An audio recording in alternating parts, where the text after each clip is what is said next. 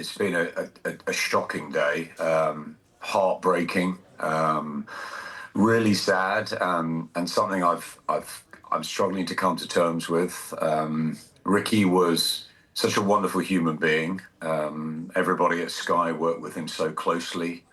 We had an incredible journey, a ride with him from when he was 18 and turned professional, all the way through a sparkling career, but just not what he did inside the ring. It was everything he was known for outside the ring. He was so popular. He was down to earth. He was a wonderful family member, a friend, so kind, and always wanted to be one of the people. He never wanted any airs and graces. He told me very early in his pro journey that he didn't want to be one of these guys that was aloof and away from the public. He was very much in the heart of the Hyde community. He kept the same friends from the local estate, and of course, as he got bigger and bigger, and the celebrity friends came in, it was whether it was the Gallaghers or Wayne Rooney or Duck from the estate, his mate. He was just a man of the people, and a fabulous fighter, and somebody that working in broadcasting with Sky in those sort of early days in the mid '90s, and as boxing was developing, when Frank Warren brought his stable over from ITV, we got really close to Ricky. He'd often just throw us the keys to the house and say, "Go in and make yourself a brew and be at home with my parents, Carol and Ray and Matthew." We got to know them really well. They were part of our family, really, and we've reached out to each other today, the Sky Boxing family who were there at that time, and it's been a very, very sad and shocking day for all of us. And he's such a loss. He's just such a loss in sport, in life. What Anthony Qualla said there is absolutely right. He wasn't just a brilliant fighter and a brilliant coach. He was a brilliant man. The words that you use there, Adam, the people's champion, I mean, it's a nickname that every fighter would dream of earning, but it was just absolutely perfect, wasn't it, for Ricky? It really just summed him up. That's what he was, Claire. He snowballed as well. He was popular in Manchester, but then it just got almost out of control. Took over 30,000 to Vegas for the Mayweather fight, and yeah, we just enjoyed the whole ride with him. He'd had a pint with most of the people in the Manchester arena, and the 15,000 became 22,000 for the huge night when he toppled Costas Hugh, the wonderful moment, one of the best nights ever, I think, in British boxing. The early hours of June the 5th, 2005. And I think from there to take all the fans to Vegas, they just loved Ricky. They just wanted to be around him. And he was just so down to earth and so funny.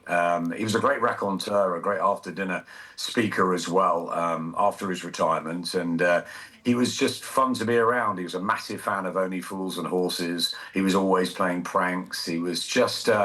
he was great, good darts player, lovely, lovely, lovely lad, and my family got very close to him. And as I said, the Sky Boxing family did. We were broadcasters, but we rode together, and we had some of the greatest times.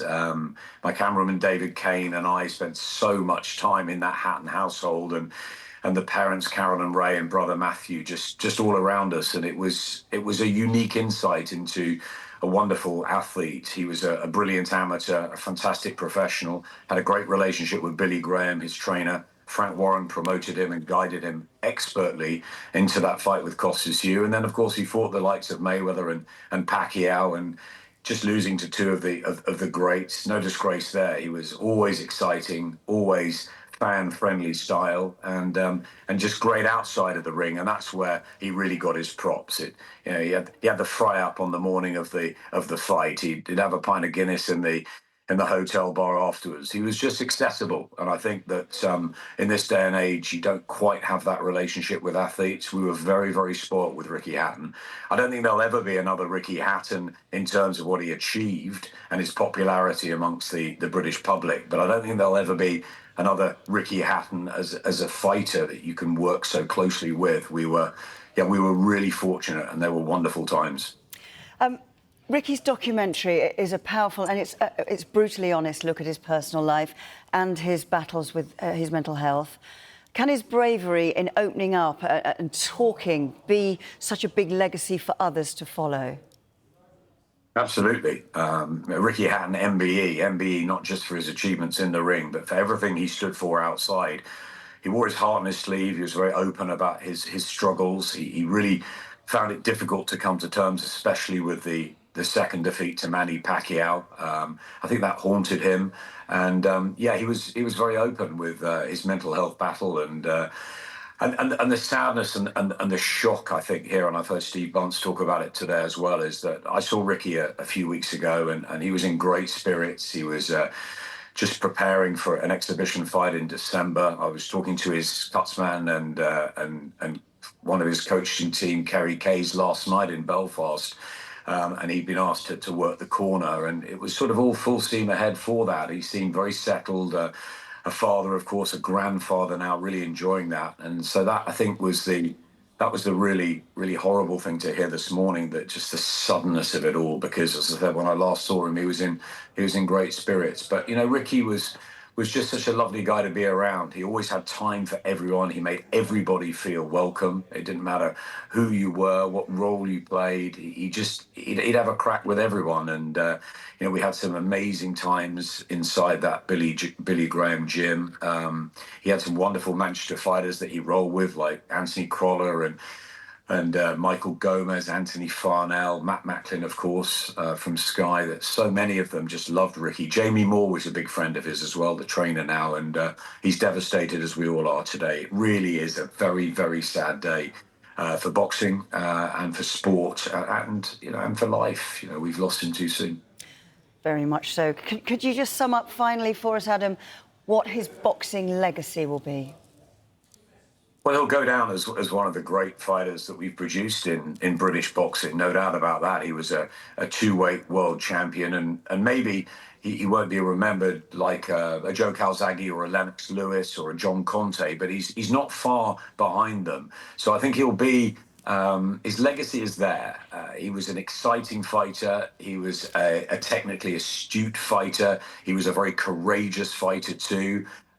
Yes, he lost to two of the greats of the modern era in Mayweather and Pacquiao, but he beat everybody else. And I think it's not just his 45 wins, his boxing legacy inside the square circle that he'll be remembered for. It's everything he did outside of it. As I said, everybody felt when they went to a Ricky Hatton fight as though they knew him. And some did. And even if they didn't, they probably would get to know him. And I think that popularity, we've had Henry Cooper and Frank Bruno over the years, but I think Ricky Hatton almost eclipsed that. He was unique. There won't be another. Certainly there won't be a Manchester City fanatic who can unite Manchester and have like Rio Ferdinand carrying his belting. He was mates with Wayne Rooney. United and City became like that when Ricky was fighting, and yeah, he was a very, very special individual, and as I said, he'll be sorely missed. It's a really, really sad day for me, for the Sky Boxing family, and for my family too. We'll really miss Ricky.